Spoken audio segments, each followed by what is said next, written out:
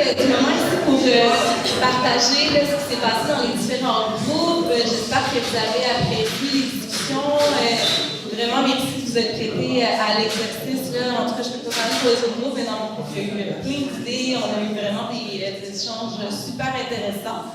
Fait que j'inviterai les personnes qui ont animé à présenter pour chacun des groupes. Peut-être que je vais en ordre du groupe là, avec le premier groupe, le groupe numéro 1. Donc, puis, disons que pour ne pas trop perdre de temps, là, je vous laisse 2-3 minutes maximum.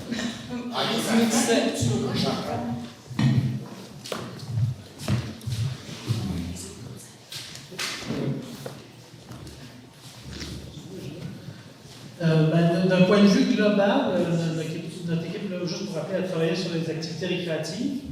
Il y avait un consensus autour de la table par rapport au fait de ne pas faire de Saint-Hippolyte une municipalité de récréotourisme. Donc, de garder ça plutôt pour les citoyens, de ne pas ouvrir pour attirer les gens pour le dans tous les milieux. Dans tous les milieux, que ce soit forestier, humide, lac. On va faire un champ. Ensuite de ça, on a parlé de la possibilité là, d'établir un code d'éthique sur les bonnes pratiques en forêt. Donc, de la sensibilisation pour tout l'aspect des feux de forêt en ce moment. Aussi les chiens, puis aussi d'avoir des bons usages dans les bons sentiers, par exemple.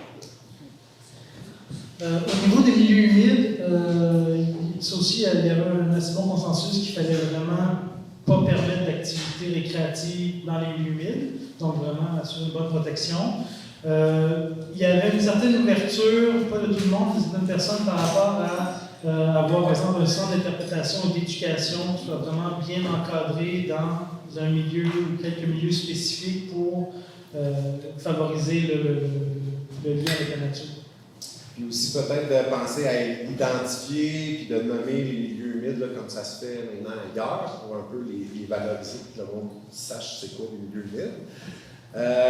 Au niveau des milieux hydriques, ce qui est ressorti beaucoup, là, c'est que la municipalité avait beaucoup besoin de plus de stations de lavage dans des endroits plus stratégiques et puis que ça soit gratuit pour justement favoriser le lavage des embarcations. Puis il y avait tout l'aspect de sensibilisation là, par rapport à toutes les problématiques d'espèces exotiques envahissantes, dont le Myriophylle aipi, qui pourrait être donné notamment là, aux stations de lavage. Puis que tout ça soit fait selon les normes de 2023, là, parce que je pense qu'il y a des stations de lavage qui sont pas très performantes. Ouais, mais il y avait aussi un ensemble d'idées qui avaient trait beaucoup aux embarcations, établir des capacités d'accueil des différents lacs, des différents milieux, en fonction du nombre d'embarcations, du type d'embarcation, la possibilité de mettre des embarcations en commun et d'essayer d'augmenter la capacité de la municipalité à réglementer et contrôler ce qui se passe sur les différents cours d'eau, sur les lacs. Ensuite de ça, il y avait aussi que la plage municipale reste, dans le fond, pour les citoyens, puis de limiter justement l'accès là, vraiment juste aux gens de Saint-Hippolyte et la famille élargie. Donc, de continuer l'approche actuelle.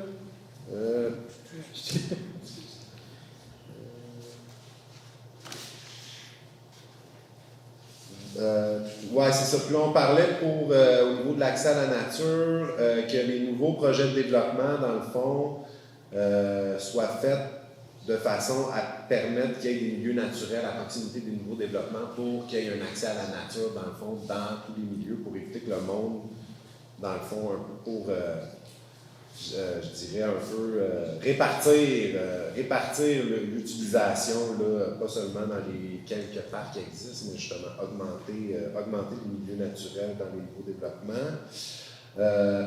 Aussi, de développer une stratégie d'interconnexion des sentiers. Donc, dans le fond, d'être capable de se promener de milieu naturel en milieu naturel. Avec ça également, essayer d'établir un réseau de bandes cyclables avec les réseaux routiers. Donc, essayer de tout connecter ça pour que les accès soient plus faciles. Puis ensuite de ça, la municipalité devait acquérir, aider à créer des servitudes, des ententes de partenariat pour organiser l'accès à la nature, donc que ce soit des sentiers, que ce soit des zones de protection, que ça se fasse, même si c'est des terrains privés, que ça se fasse, qu'il y ait vraiment un travail qui soit fait, soit en acquérant ou en développant des ententes. Puis toujours pour l'accès à la nature, il y aurait aussi peut-être la possibilité de développer une offre, des cours, des activités en milieu nautique, mais pour des activités qui sont non motorisées, comme un club de planche à voile qui existait jadis, justement pour valoriser davantage les activités non motorisées sur les lacs. Puis on parlait aussi d'évaluer la capacité du support du parc Roger Cavalna par la municipalité, dans le fond, pour justement voir à ce que les sentiers se dégradent moins rapidement, puis de comprendre aussi c'est quoi l'affluence, pour justement gérer ce parc-là mieux, puis avoir des connaissances justement sur la capacité du support de ce parc-là. Il y avait aussi une proposition finalement de sensibilisation par, que ce soit les associations de lacs, les municipalités, les organismes communautaires, les écoles, les garderies, pour vraiment mettre la nature de l'avant, les bons comportements et cette valorisation-là, cet attachement-là. Ça faisait le tour. Merci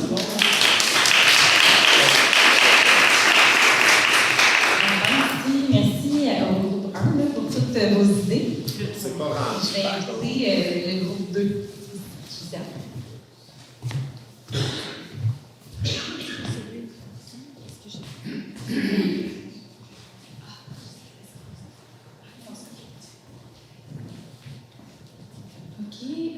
Dans le fond, le groupe 2 a travaillé sur deux sujets, dans le fond, développement résidentiel et commercial, puis lieu d'extraction, type minier, sablière. Donc, si je commence par développement résidentiel commercial, donc voici les idées d'action qui ont été proposées.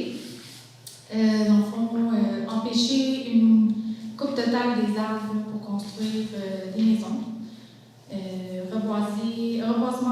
Proposer un reboisement équivalent selon un ratio de déboisement. Ensuite de ça, résister au multilogement, même si c'est une tendance nécessaire. Augmenter la superficie minimale de terrain pour une construction sur une rue existante. Il a été proposé d'augmenter à 60 000 pieds carrés. Dans le fond, l'étude hydrogéologique qui est obligatoire, rédigée par la municipalité, dans le fond, qu'elle ne soit pas faite par l'entrepreneur, mais la municipalité. Donc, l'étude soit mandatée par la municipalité et non l'entrepreneur. Ensuite, d'autres idées d'action. Il a beaucoup été question de banques riveraines, donc qu'il y ait plus des incitatifs financiers pour justement favoriser un reboisement plus rapide. Grosso modo, je résume beaucoup ce qui a été discuté. Ensuite de ça, pour les lacs non habités, donc ils devraient caractériser puis une évaluation de la capacité d'accueil, capacité de support, donc par rapport au nombre de maisons possibles pour ne pas altérer la nature du lac. Puis, ensuite, incitatif, à proposer des incitatifs à la rénovation et la revitalisation pour justement favoriser la rénovation au lieu de construction neuve. Puis, dans le même ordre d'idée, pour, dans le fond, favoriser les maisons usagées, les maisons qui ne sont pas neuves, ce serait de retirer les taxes de mutation pour les maisons non neuves. Je pense que j'ai fait. Privilégier l'excitation des locaux commerciaux existants pour éviter de construire des nouvelles zones commerciales. Donc, ça fait un peu le tour de ce sujet-là. Puis pour les titres miniers, c'était un sujet assez complexe. Donc,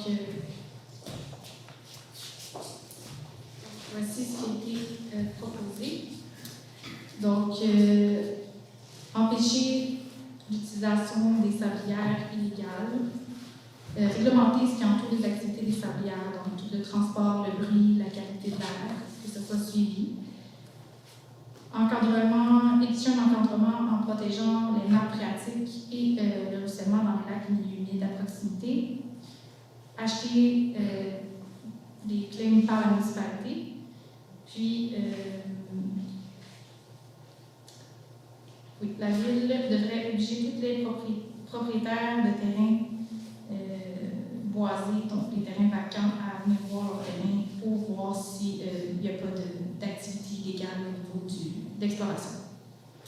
Donc, voilà.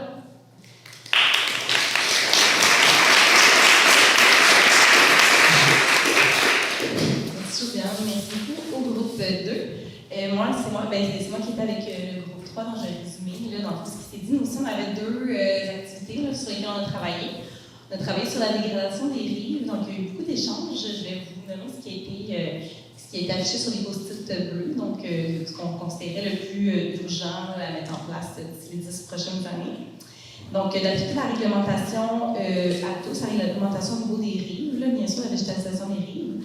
Donc, par la municipalité, il a été nommé de peut-être impliquer la patrouille nautique dans cette application réglementaire-là. D'avoir un message clair et clé pour les nouveaux arrivants là, qui s'installent en bordure, en rive des lacs, donc qui seraient véhiculés par les associations de lacs supportées par la municipalité. De faire un contrôle des embarcations nautiques à moteur plus rapproché, là, plus encadré. De créer un regroupement d'associations de lacs pour les lacs qui n'ont pas d'association. D'éduquer et accompagner les citoyens qui ont encore des murets, donc par la communication, donc entre autres, il a été proposé de faire des conseils horticoles avec des vidéos, justement, qu'on rendrait disponibles, et de faire obtenir le permis au fur et à mesure que la réglementation est respectée, donc d'avoir comme des visites, là, si je m'exprime, en tout cas, si au niveau de mon groupe, je m'exprime pas bien, vous pouvez me reprendre. Donc, d'obtenir le permis au fur et à mesure que se fait la réglementation et que la réglementation est respectée. Donc, comme d'avoir le permis par petites étapes, là, finalement. Au niveau des permis de construction en rive, bien sûr.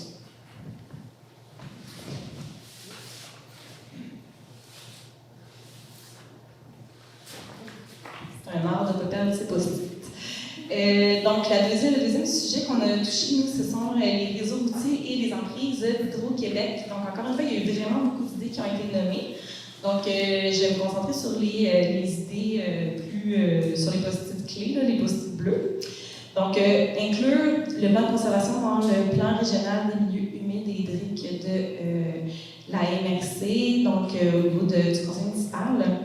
Donc, on a parlé beaucoup de faire de l'éducation, donc de l'information, avec un budget de communication, notamment pour inciter les gens à planter les bonnes espèces en bordure des lignes d'Hydro-Québec pour éviter que ce soit des espèces qui meurent au bout de 20 ans, là, par exemple. De créer des passages phoniques, avec, notamment pour les reptiles, les amphibiens, les tortues, etc. Donc, de mettre aussi en place des pancartes de sensibilisation. Donc, il a été nommé l'éco-corridor d'Armentières, notamment, là, comme partenaire potentiel. De faire une planification au niveau des routes, autant au niveau d'avoir une vision magnétique du développement des routes, mais également une cartographie qui va déterminer les tracés, où est-ce qu'on devrait faire des routes, où est-ce qu'on devrait éviter de faire des routes. Et finalement, la densification dans certains secteurs en ayant une réglementation puis des orientations de la municipalité, puis en négociant avec les promoteurs là, justement pour densifier certains secteurs et peut-être même aller chercher des conseils de certains experts comme des architectes pour densifier des projets. Et voilà, je pense que ça faisait le tour. Donc un grand merci à groupe 3.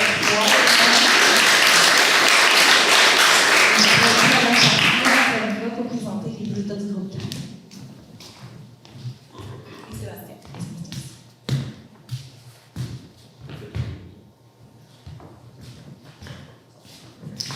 Bonsoir.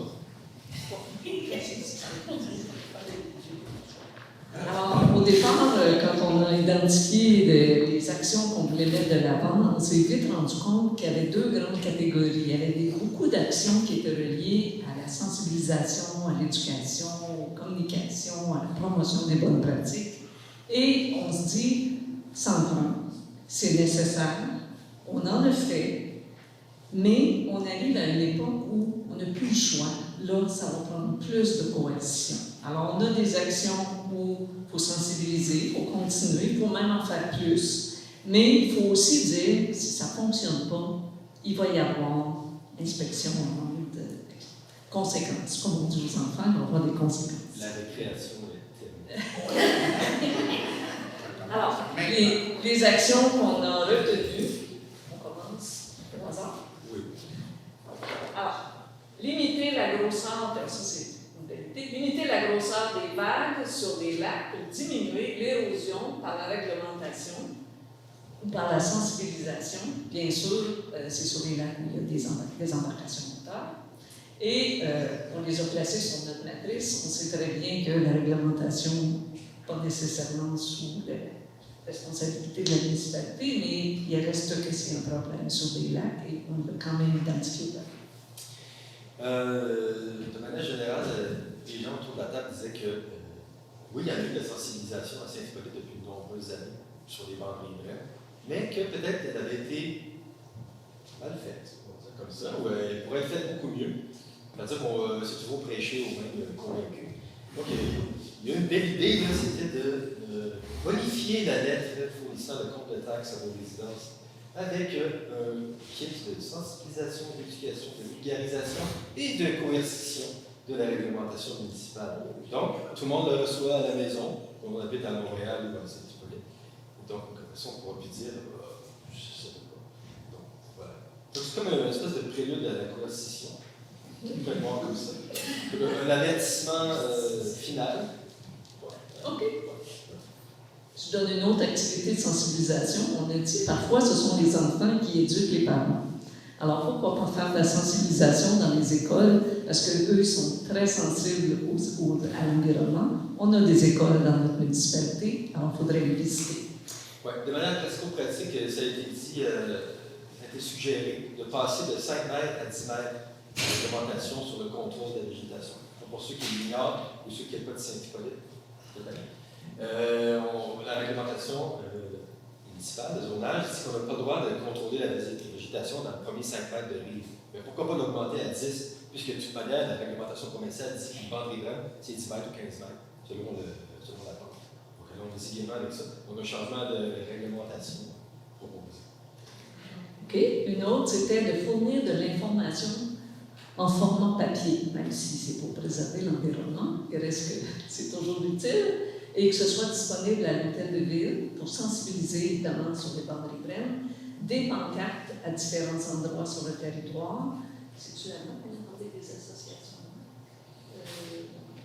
Les associations d'AC aussi peuvent contribuer à distribuer cette information. En fait, c'est qu'au lieu que juste la réglementation soit rappelée chaque printemps dans le reflet ou la page Facebook de la municipalité, qu'elle soit présente physiquement dans les pancartes du territoire, puis disponible pour tout le monde, à l'hôtel de ville, et fournie par les associations de lac. Pas juste sur le site internet de Roulement Construit, on se demande toujours où sont les choses. Parce qu'on s'est dit que l'érosion des bandes riveraines, ce n'était pas l'affaire seulement des riverains, c'était l'affaire de tout le monde. Quand on a parlé que c'était fini la sensibilisation, qu'il fallait passer à la coercition, on a dit qu'à l'hôtel de ville, il faudra peut-être considérer le besoin d'augmenter les ressources humaines pour être capable d'arriver à notre objectif. Donc, le budget. Donc, le budget. Donc, on taxe plus. Qu'est-ce qui reste? Ça.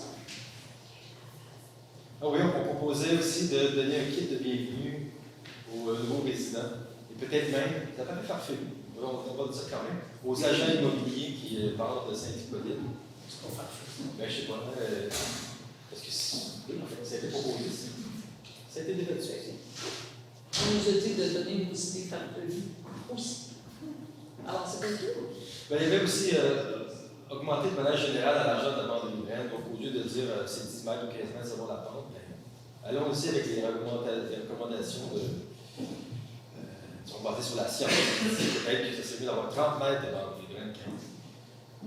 Par exemple. selon certains paramètres, alors pas seulement la vente. Est-ce qu'il y en a d'autres au niveau scientifique? Ben, on n'avait pas nécessairement les réponses. À regarder. Alors voilà, ça fait le tour de nos points. Je veux remercier tous les membres de l'équipe. On a fait du bon travail.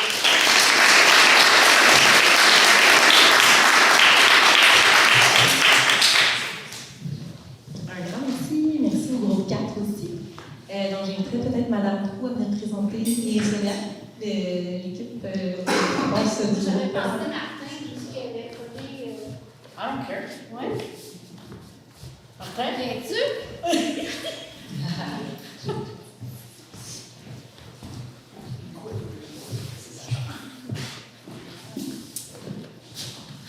Alors, nous, on va cogiter beaucoup.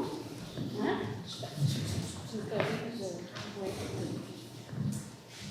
Alors, en fait, ce qu'on s'est dit, que là, je vais aller en popcorn, là, parce qu'on a eu beaucoup d'idées qui ont évalué à impact élevé et faisabilité élevée, qui touchent plusieurs acteurs, les citoyens, la municipalité, les ressources aussi au niveau de la municipalité. Un que je commencerai plus global en disant il faut avoir un plan, en fait, une vision, un projet structurant au niveau de l'urbanisme, du développement autant commercial que résidentiel, puis en évaluer tous les impacts lorsqu'il y a du développement résidentiel et commercial, entre autres sur les axes routiers, sur la congestion, sur de plus en plus de jeunes familles qui viennent s'installer, qui ont des besoins, puis des demandes qui s'aident, qui grandissent. Donc, d'avoir une réflexion, d'avoir des projets, une vision structurante dans ce contexte-là qui va permettre justement d'accepter des projets ou de refuser par la suite certains projets. Voilà. Et aussi au niveau des gros développements, des projets de grand développement, là, de plusieurs maisons, d'avoir une consultation publique qui est une espèce d'accessibilité ou acceptabilité, oui, je travaille chez nous au Québec, hein, l'acceptabilité publique, je connais ça. Voilà, sur tous les projets de développement résidentiel qui auraient X maisons et plus. Donc, ce serait sous réserve. Oui. Alors, aussi d'avoir de quantifier ou de cartographier, avoir une espèce de valeur écologique versus une valeur économique. Sensibiliser la population, les citoyens par rapport à ça, puis d'avoir éventuellement un moratoire sur le développement. Donc, si on a un moratoire sur le développement, bien, on est conscient qu'il y a un impact au niveau de la municipalité en termes de revenus, de ressources, mais de réfléchir à d'autres sources de revenus potentiels au niveau de la municipalité qui pourraient passer par des nouveaux commerces. Mais on disait des nouveaux commerces, on voudrait que ce soit des commerces plus de proximité et non voir un boulevard Tachereau ou un boulevard Saint-Martin se substituer au boulevard des Hauteurs. Qu'est-ce que j'ai pas dit? Oui, et évidemment, les ressources municipales, on dit la cohérence sur la réglementation, c'est la base. Donc, on se rend compte qu'il y a plusieurs réglementations. Parfois, la réglementation peut nous servir, mais ils peuvent rentrer en contradiction l'un envers l'autre. Donc, la base, c'est faisons un ménage sur la réglementation existante pour assurer une cohérence et avoir, après ça, des convenir, convaincre, contraindre. Nous aussi, on est dans nos trois comptes, là, convenir, convaincre, contraindre. La condition contrainte, il faut avoir des ressources. Donc, une augmentation des ressources au niveau de l'inspection pour permettre, évidemment, d'appliquer les règlements et permettre aussi d'avoir des amendes substantielles parce qu'on se rend compte que certains propriétaires, ça ne leur dérange pas de payer cette amende-là qui n'est pas substantielle. Fait que les amendes pourraient être en proportion à la valeur écologique qu'ils ont coupée ou qui ont détruit finalement, endommagé. Donc, c'est un peu... Oui, on se disait, l'autre aussi, c'est tout l'impact que quand on pense au corridor écologique, on se dit c'est bien beau, mais il y a des utilisateurs de 4 roues skidoo qui peuvent traverser ces corridors écologiques-là, donc il y a un impact direct sur les animaux, sur la faune. Donc, il faudrait bien, évaluer, limiter les zones d'accès par rapport au corridor écologique qu'on souhaite mettre en place. Je dis d'autres choses, Martin? L'actuel. L'actuaire, vas-y donc. Ben, c'est de... Mais la projection. Oui, Il y a oui. environ une des constantes qui revenait, c'est quelles sont les sources de revenus qui vont venir à la municipalité Oui. dans le futur. Il y a environ 1500 projets cadastrés. Tu sais. La municipalité, ça serait d'avoir faire un devoir de projeter dans le temps quelles sont les sources de revenus qui s'en viennent à la municipalité, statistiquement, selon les normes de construction versus ce qui a été donné comme cadastre. Et combien ça coûte en Combien ça plus? coûte en Puis d'avoir un budget qu'on disait, de fixer un moratoire, d'évaluer c'est quoi les impacts futurs. Parce que dans 10 ans, c'est nos enfants, donc cet impact-là, il faut qu'il soit. Puis aussi, qu'on disait que les faisabilités peut-être moindres avec un impact grand, c'est de limiter les zones de cartographie, limiter, d'identifier les zones qui sont sensibles, qui seraient protégées par le développement, comme résidentielles plus spécifiquement, puis d'utiliser par exemple peut-être une nouvelle loi sur l'expropriation, puis que la municipalité profite de ça pour acheter peut-être des terrains privés qui permettraient de conserver ou d'augmenter notre couvert forestier. Des zones sensibles. Les zones sensibles, c'est ça. Ça peut être humide, etc. On en a d'autres, mais ça, c'était l'impact Ouais, fort sur une faisabilité relativement forte. fait que voilà, ça fait tout le tour de notre jardin. Bravo. Ouais, merci.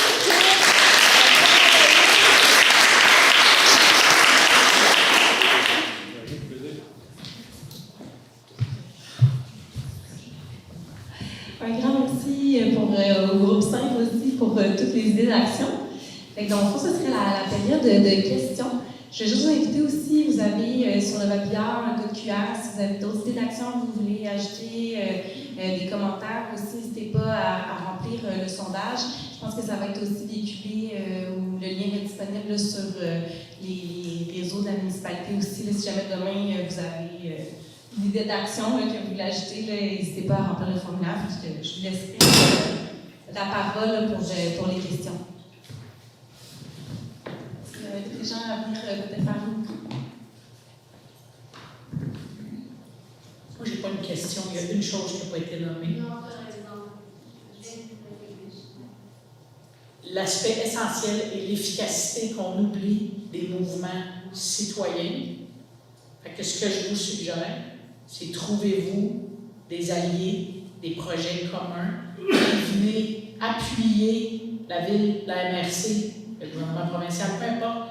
Faites-vous entendre de façon constructive, mais faites-vous entendre, parce qu'un politicien peut proposer des affaires, un employé peut travailler des règlements, mais la meilleure façon de les exécuter, c'est qu'ils ressemblent à ce que vous souhaitez. Fait que regroupez-vous.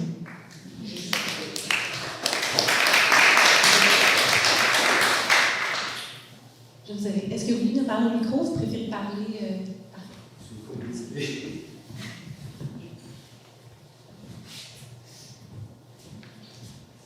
Le mot que je n'ai pas entendu ce soir qui m'étonne, c'est l'eau potable.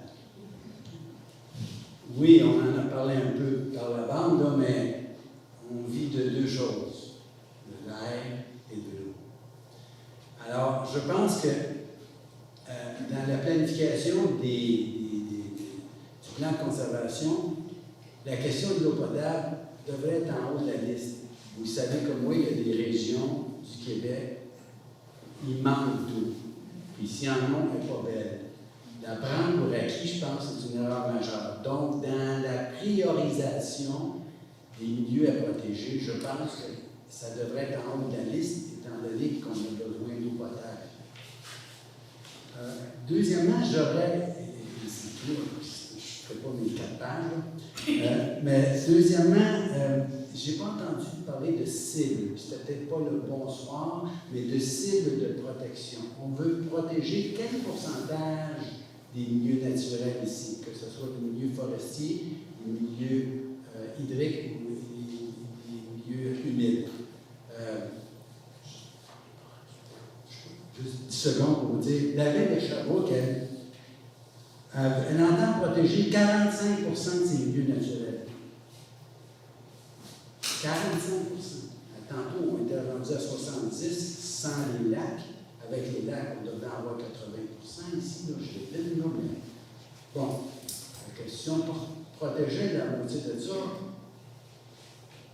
Enfin, alors donc, on n'a pas parlé, peut-être c'est un autre moment, une autre présentation, je ne sais pas, mais j'aimerais bien ça entendre parler des cibles de protection dans ce plan.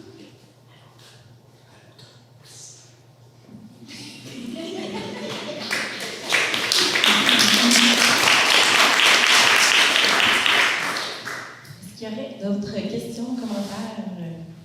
Moi, juste pour faire suite à Philippe, j'ai pas entendu non plus que le remplissage des piscines devrait être balisé par la ville, faire remplir par des camions-citernes, par exemple. Tu sais, pour la protection de l'eau, il y a toute une panoplie de mesures qu'on pourrait prendre qui sont quand même très simples et qui feraient une grosse différence. Merci. Bien, en fait, ça, ce que vous venez de dire, c'est noté. Puis si vous avez d'autres idées comme ça que vous voudriez voir aussi apparaître, je vous invite également à remplir le formulaire.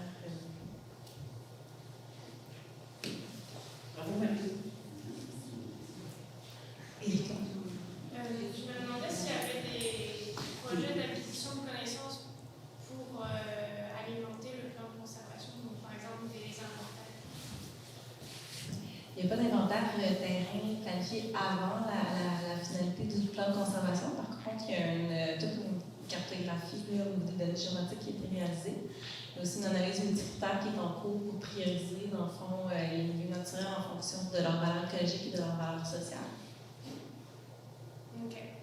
Dans le fond, c'est ça, parce que, étant donné qu'on est en terre privée, on manque probablement beaucoup de. On échappe sûrement beaucoup de connaissances, donc je ne sais pas si ce serait possible d'imaginer un projet d'inventaire commun où les citoyens pourraient participer volontairement, puis donner un certain montant, puis à partir d'une certaine somme amassée, on pourrait mettre en place l'inventaire. Ça permettrait de venir de donner des bases un peu scientifiques à ce projet aussi. C'est noté.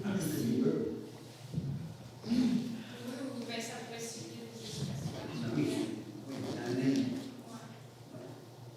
Moi, j'ai une question pour la suite des choses.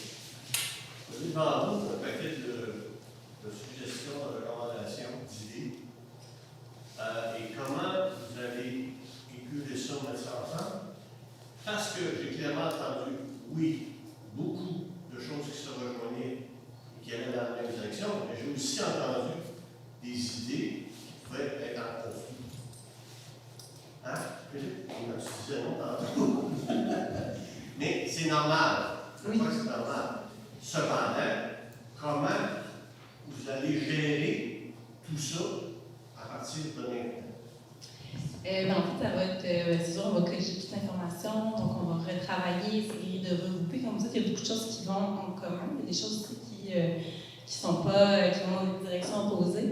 Ensuite, ça va être de discuter avec la municipalité, donc on va rediscuter aussi avec le comité consultatif pour voir ben là, qu'est-ce qu'on garde en termes d'impact, de faisabilité aussi pour les 10 prochaines années.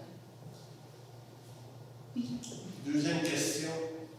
Est-ce que vous avez entendu assez sur le sujet des corridors?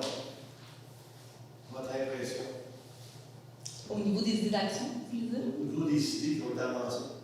Il y a certaines choses qui ont été proposées, effectivement. C'est sûr qu'au niveau des corridors écologiques, déjà, ça fait partie aussi de la priorisation. Là, donc, la connectivité écologique va être prise en compte quand on va prioriser les milieux naturels. Puis, en tout cas, je dirais que si on voit qu'il manque des choses, au final, on peut aussi proposer des choses, puis il y a des choses qui seront proposées aussi au niveau du comité consultatif. Je peux répondre à votre question.